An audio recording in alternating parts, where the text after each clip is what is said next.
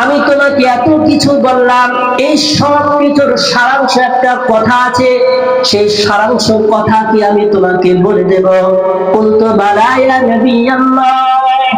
মুআয ইবনে জাবাল রাসূলকে বললেন, ইয়া রাসূলুল্লাহ, অবশ্যই আপনি আমাকে বলে দেন।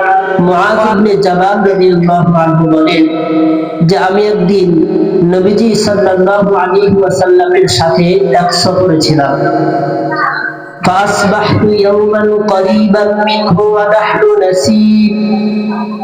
মুআয ইবনে জাবাল বলেন, আমি রাসূলুল্লাহ সাল্লাল্লাহু আলাইহি ওয়াসাল্লামের সাথে সফর করতে করতে একদিন রাসূলের কাছে পৌঁছে গেলাম। ফাকুলতু ইয়া রাসূলুল্লাহ, মুআয ইবনে জাবাল বলেন, আমি নবীকে জিজ্ঞেস করলাম, আখবিরনি বিআমালিন ইউদখিলুনিল জান্নাতা। মুআয ইবনে জাবাল বলেন, আমি রাসূলকে বললাম, ইয়া রাসূলুল্লাহ, আপনি আমাকে এমন একটা আমলের কথা বলে দেন, এমন একটা কাজের কথা বলে দেন, ইউদখিলুনিল জান্নাতা, যে কাজ করলে ওই কাজটা আমাকে জান্নাতের মধ্যে নিয়ে যাবে, ওয়া ইউবাঈদুনি মিনান নার, এবং ওই কাজের কারণে আমি জাহান্নাম থেকে মুক্তি পেয়ে যাব, এমন একটা আমলের কথা আমাকে বলে দেন। قال سألتني عن عظيم।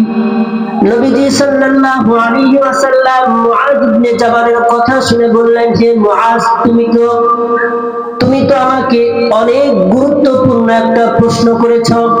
ওয়া ইন্নাহু লায়াসীরুন আলা মান ইয়াসসারাহু আল্লাহু তাআলা আলাইহি, তবে এই কাজটা ওই ব্যক্তির জন্য সহজ হবে, আল্লাহ রাব্বুল আলামিন যার জন্য ওই কাজ করা সহজ করে দিবেন, শুধুমাত্র ওই ব্যক্তির পক্ষে ওই কাজটা করা সহজ হবে, এছাড়া অন্যের পক্ষে ওই কাজটা করা কোনোভাবেই সম্ভব হবে না।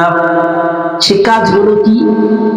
নবীজি বলতেছেন, তা'বুদুল্লাহ ওয়া লা তুশরিকু বিহি শাইআ, তুমি একমাত্র আল্লাহ তাআলার ইবাদত করবে, ওয়া লা তুশরিকু বিহি শাইআ, পৃথিবীর কোনো কিছুকে আল্লাহর সাথে শিরিক করবে না, ওয়া তুকিমুস সালাহ, তোমার উপর যে 5 ওয়াক্ত নামাজ ফরজ করা হয়েছে, এই 5 ওয়াক্ত নামাজকে তুমি সঠিকভাবে আদায় করবে, কায়েম করবে, ওয়া তুতিজ যাকাত, আল্লাহ তাআলা তোমাকে যে সম্পদ দিয়েছেন ওই সম্পদের মধ্যে যদি তোমার যাকাত আসে, তাহলে ওই যাকাতটাও তুমি সঠিকভাবে আদায় করে দিবা, ওয়া তাসুমু রমাযান, তুমি যদি কোন রমজান মাস পেয়ে যাও, তাহলে ওই রমজান মাসে 30টি রোজা সঠিকভাবে আদায় করবে, ওয়া তাহুজ্জুল বাইত,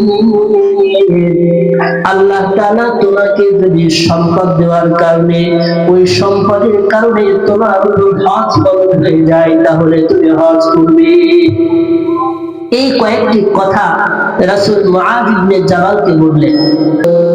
এরপরে আবার মুআয ইবনে জাবালকে রাসূল বলতেছেন, সুম্মা ক্বাল আলা উখবিরুকা বিমালাকি যালিকা কুল্লিহি, আমি তোমাকে এত কিছু বললাম, এই সব কিছুর সারাংশ একটা কথা আছে, সেই সারাংশ কথা কি আমি তোমাকে বলে দেব? কুলতু বালা ইয়া নবী আল্লাহ। মুআয ইবনে জাবাল রাসূলকে বললেন, ইয়া রাসূলুল্লাহ, অবশ্যই আপনি আমাকে বলে দেন। ক্বালা ফাআখাযা বিলিসানিহি সুম্মা ক্বালা কুফু আলাইকা হাযা।